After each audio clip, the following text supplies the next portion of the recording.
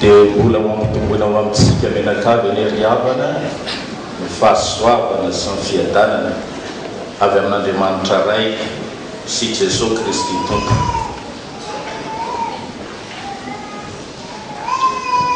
Mbola ao anatin'ny advent sika riavana ary mamaraparana zany fiandrasana ny fiavian'ny Tompo izany ary mamaraparana ihany koa ny fandaniana ny loha hevitra hoe manatena ny fiavian'ny Tompo ny milo. Ny tenin'Andriamanitra ny fampizarantsika amin'izao marain'izao amin'ny alalan'ny toriteny dia amin'izay perikopa efa mivakilony mpanompony teo ihany dia ny Isaia 5:3 ny andininy voalohany ka hatramin'ny 4. Ny bokin'ny Isaia moa dia boky mitantara ny zanak'Israely na lasa azo babo tamin'ny Babilôna na fahany avy any ny miverenany tamin'ny Jerosalema sy ny nananganana indray ny fiangonana tao Jerosalema. Fa ty andininy 5:3 kosa dia manambara ny zanak'Israely efa tafaverina avy babo namantana tanàna mikorotana, tanàna mitabataba ary nampalahelo indrindra raha dia lasa tafaverina hatramin'ny fanompotsampy ny zanak'Israely. Ary dia teo indrindra no nandrar'Andriamanitra amin'ny mpaminany Isaia mba hitondra ny tenin'Andriamanitra ampaherin'ray rehetra zanak'Israely rehetra. Ary diso haitsika loatra ny Isaia 5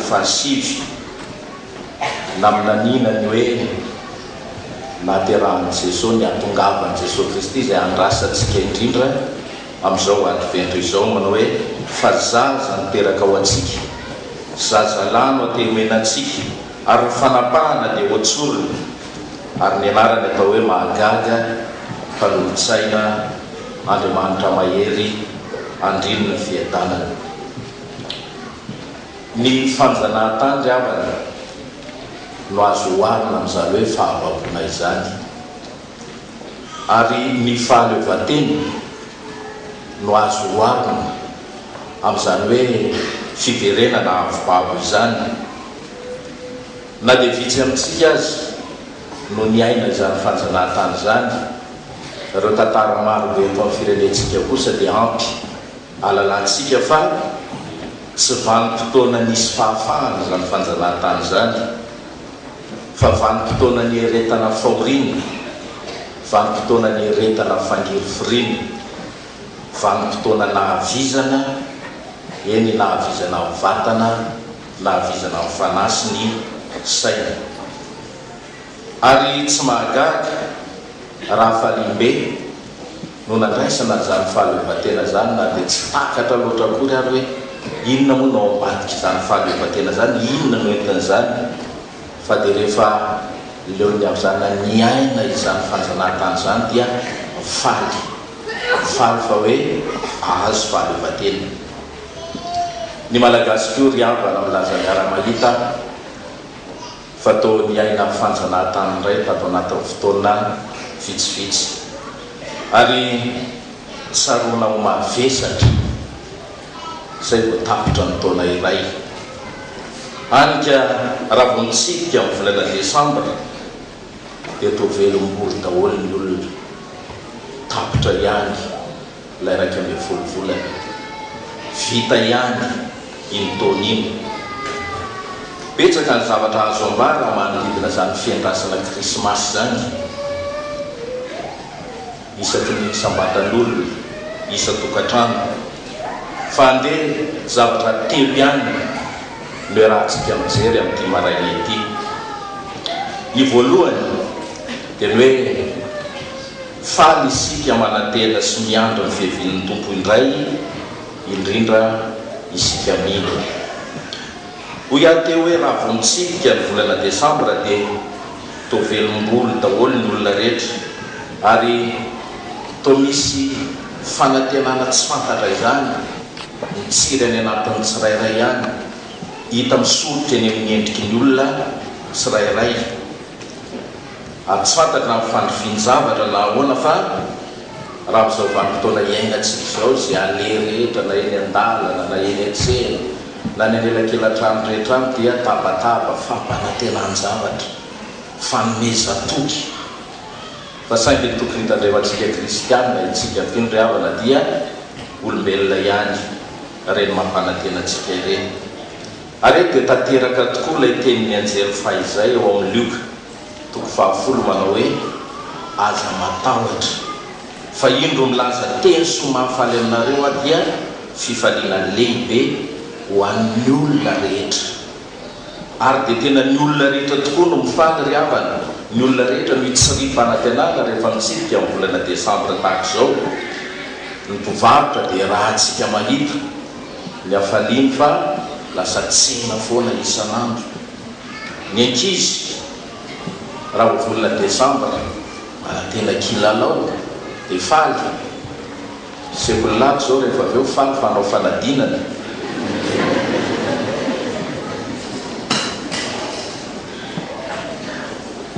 Ny mpianakavy ao an-trano koa dia ohatran'ny falifaly zany fa manomboka sady amin'izao fotoana izao ny fetifety ao an-trano, ny sakafo ohatra metimety isan'andro. Ny tanora dia faly satria na mbola tia mitapaka amin'ny volana desambra dia efa mahatsimbotsimbo sady hoe ho avy indray ny réveillon amin'ny 31 desambra sy ny eo ambadika izany. Eny fa namanitra sy sahirana rariavana dia mba misy tsiry fanantenana sy hafaliana satria tsy maintsy mba hisy paly sy andray tahaka an'izay ho ataon'ny centre fifitoazana amin'ny larobia izao hizara sakafo amin'ireo sahirana eto amin'ny fiangonantsika. Fianakaviana miisa 5,100 ahitana olona 5,900 hizarana sakafo eto ary mahafaly zany na hoe ndray mandeha ao anatin'ny taona ihany ary. Endravana fa na dia ngatra any am-ponja azy dia mba mahatsiaro hafaliana satria azo ny antoka fa tsy maintsy mba hisy ahatsiaha izy ireo, tsy maintsy mba hisy hitsika izy ireo sy ny sisa. Eny fa dia na dia ny andro maromaro tsy esana fotsiny ary manomboka atoato dia fa mahafaly zany. Ny sokajin'olona rehetra dia samy mifaly ary samy manana ny antony mahafaly azy satria nahavakivaky ny fanjanahantany, nahavakivaky ny 1,10 volana satria tao anatin'izany 1,10 volana zany dia tao ny toe-javatra nanahirana, tao ny nahafinaritra saingy mahafinaritra moa matetika tsy dia tadidy loatra fa tao koa ny fahasairanana isan-karazany, ny asarotro ny fiainana. Ireny dia nataon'ny tenin'Andriamanitra mivakitsika teo hoe mampiravoravo tanana, tao ny aretina mampalemy lohalika, tao ny fahoriana sy ny famozana ny olo-malala ireny no mandreraka amin'ny fo ireny, tao ny aditsaina isan-karazany ary mahalatsa vava mihitsy indraindray roviana ihany, roviana no tapitra ditony.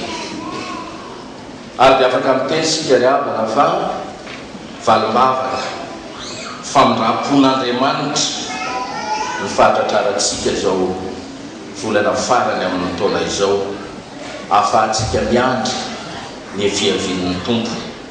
Maro ny naniry amarana ity taona ity fa isika reto ihany no nifidian'Andriamanitra amarana izany.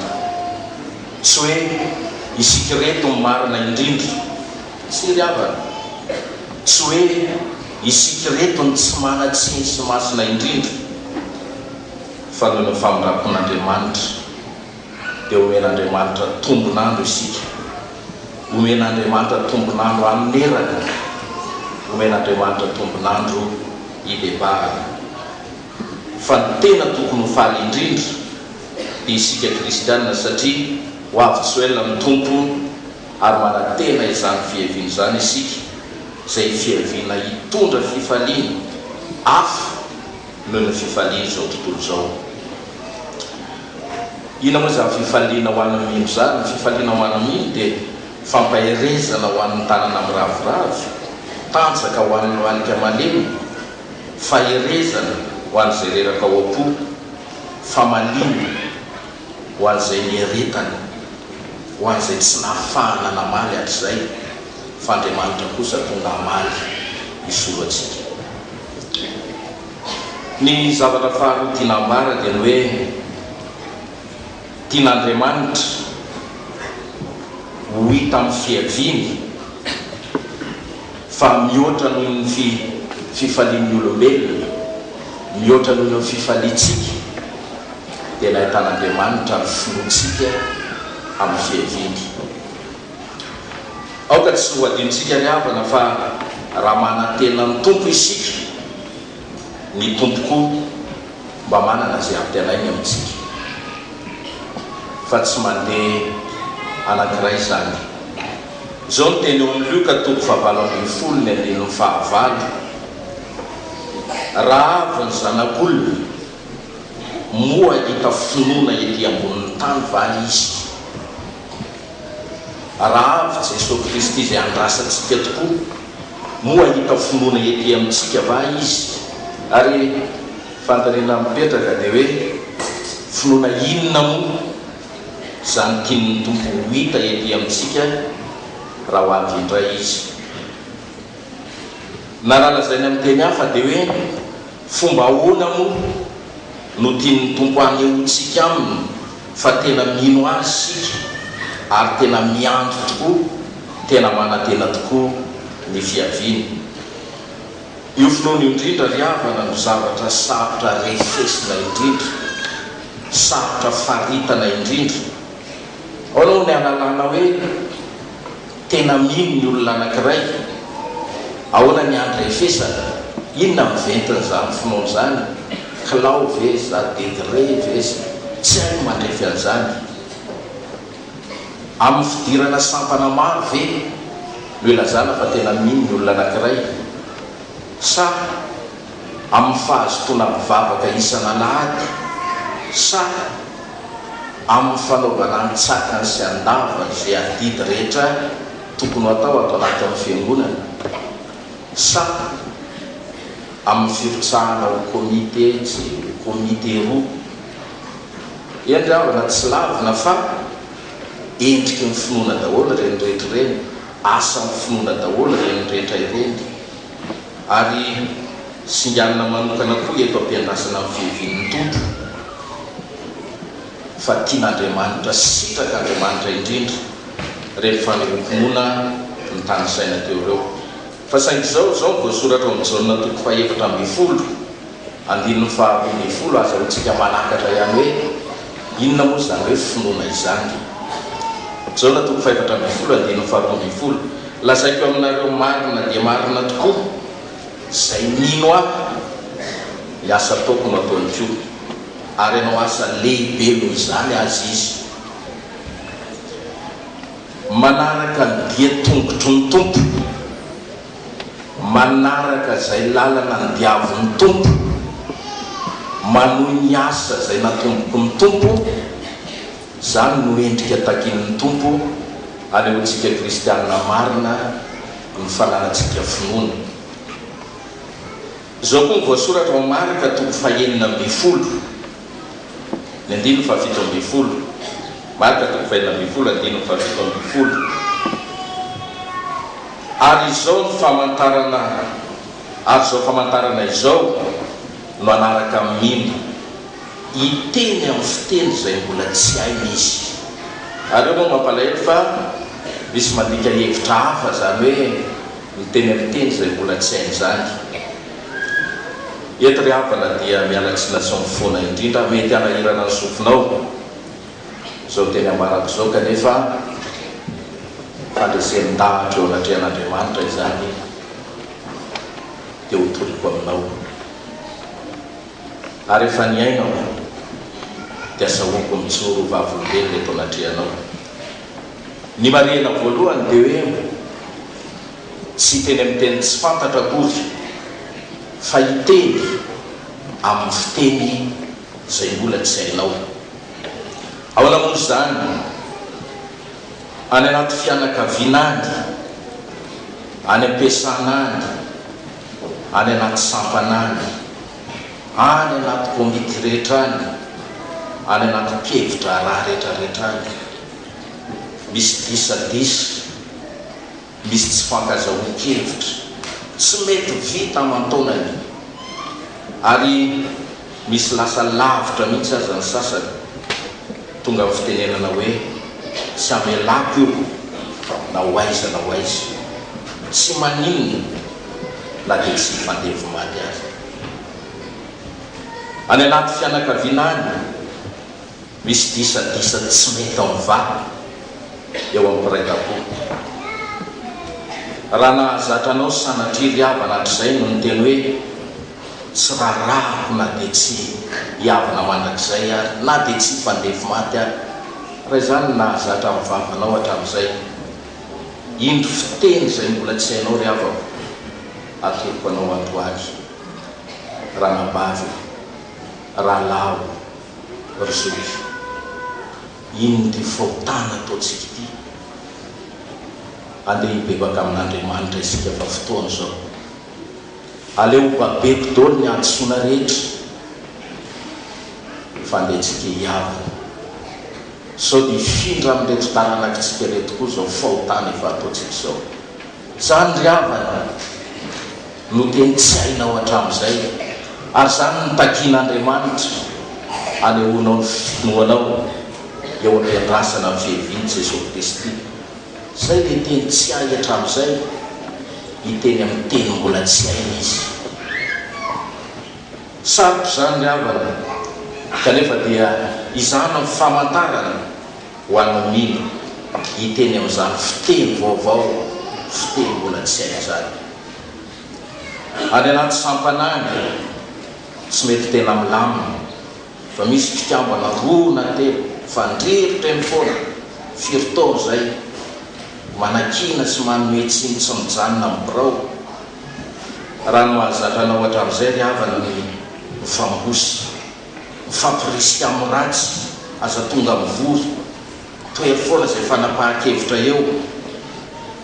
Raha izany riavana ny nahazatra anao hatramin'izay, ndao ahonganany io président io.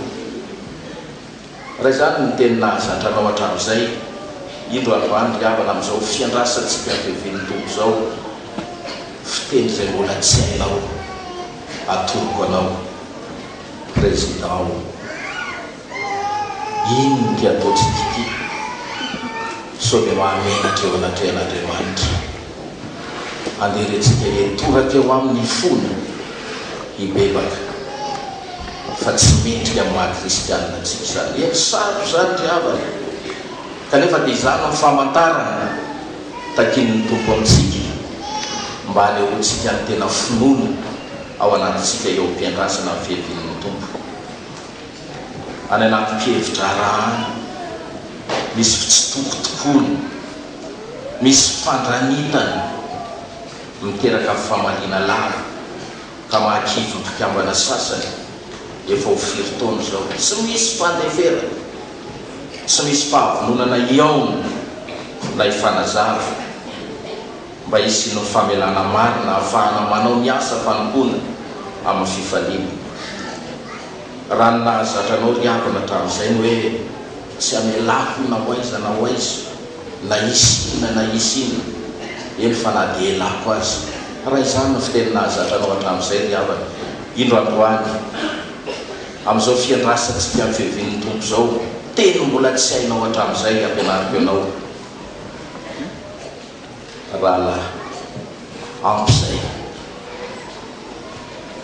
andehantsika hifona amin'Andriamanitra fa tsy mahamendrika atsika eo atrehan'Andriamanitra zao fandroritana lava izao. Reseo lahatra zay namanao, andeha hifanampina am-pilaminana na amin'ny birao am-piangonana na amin'ny pastera, lazao anay izay tena marina tokony ho fantatray, dia avy anao hijanona hatreo. Fa andeha fanavaovao, fanaraka amin'ny sitrapon'Andriamanitra no amitatsika ny roa taona farany nomen'Andriamanitra atsika ampotsika amin'izao mandaha zao. Sarotra zany riavana, kanefa dia averina indray fa izany ny finoana, zany ny teny mbola tsy haintsika hatramin'izay takin'ny Tompo amintsika.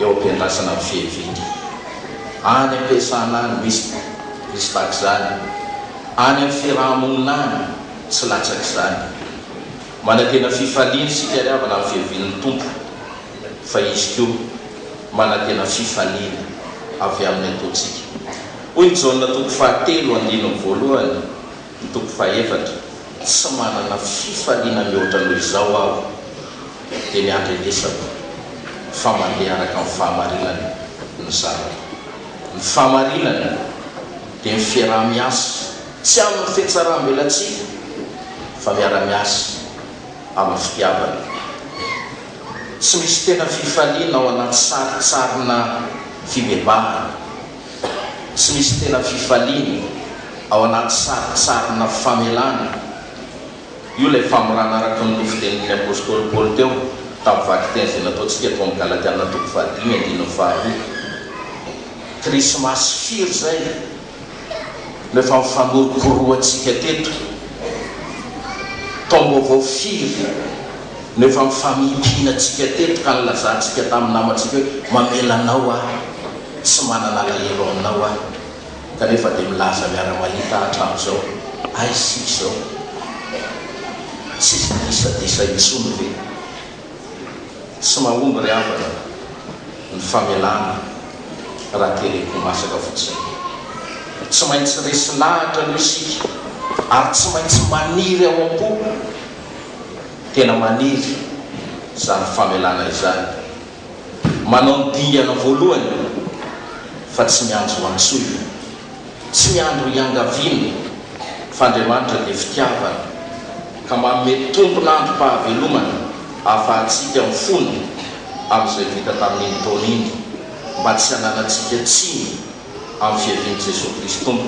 araka ny teny eo amin'ny Tesalonianina 1:7 manao hoe aoka arovana avokoa ny fanahinareo sy ny ainareo ary ny tenanareo ho tanteraka ka tsy hanatsiny amin'ny fihavian'i Jesosy Kristy tompo izany ny tena endriky ny finoana ary tian'Andriamanitra ho hita amin'ny fiheviany mihoatra noho ny fifalitsika ivelany dia ny finoantsika azy amin'ny fahaizantsika ny famela heloka eto am-pamaranana ry havana dia izao ny fanindrina mba ho taona vaovao anjakan'ny fankatiavana sy ho tondraka amin'ny fahasoavan'Andriamanitra ny taona vaovao omen'Andriamanitra ho antsika raha mivonina naja amin'ny lalàna isika ny tena kristianina manantena sy miandro ny fihevian'ny tompo ry havana dia kristianina miezaka manadino ny lasa ratsy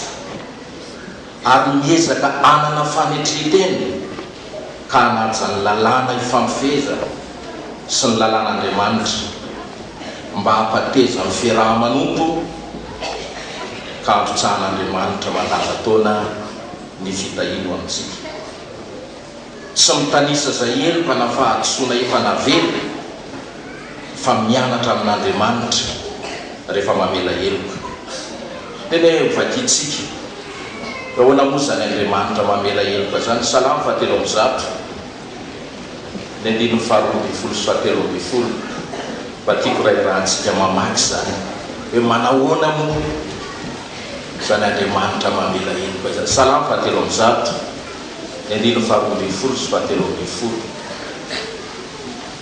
tahaky ny alavitry ny atsinanana amin'ny andrefana no alavitry ny anesora ny faotantsika amintsika tahaka amin'ny fiatranony ray zanany no fiatrany Jehova izay matahotra azy ary koa andeha ho jerentsika ao amin'ny teny famelan-keloka isanandro dia ny Isaia 1:9 efa itsika zany fa tiako indrindra amin'izao fiandrasantsika ny tompo izao raha mba irahantsika mamerina indray Isaia 1:9 avia ny fandahatra isika ho Jehova na dia tahaka ny jaky azy amin'ny vahotanareo dia ho fotsy tahaka ny lova-panana na dia mangatrakatraka tahaka ny sily azy dia ho tahaka amin'ny volon'ondry fotsy fa tsy sanatry ny vava ry avana ro ny famelan-kely ka hafahafa irony avelako ny elokao fa raha ny nataonao tsy ho adiny mihitsy Andriamanitra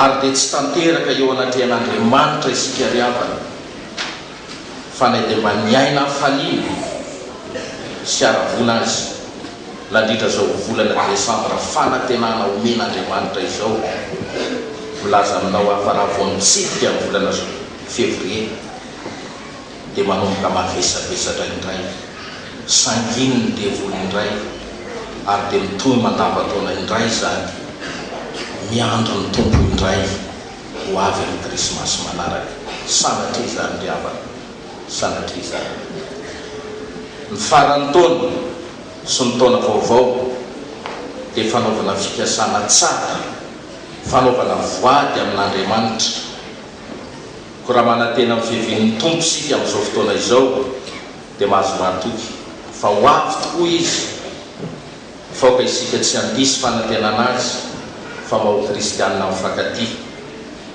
kristianina mahay mifandefitra kristianina mahay mifamela heloka zany no tiany tompo vataniny ka handresy lahatra azy anokatra ny lanitra ka handrotsaka amin'ny fitahino ho antsika sy handrotraka amin'ny fitahino ho an'ny tanindrazantsika ho tahina ny ry havana zany teny zany ary ho tahina amin'ny fiainontsika aizatsika mandray amin'ny kitsipo zany afatry ny tompo zany ananatsika fikasana tsara amin'izao farany taona zao eo ampiandrasana amin'ny mpanantenana ny fihaven'ny tompo ary dia ho an'Andriamanitra ireriany voninahitra amen.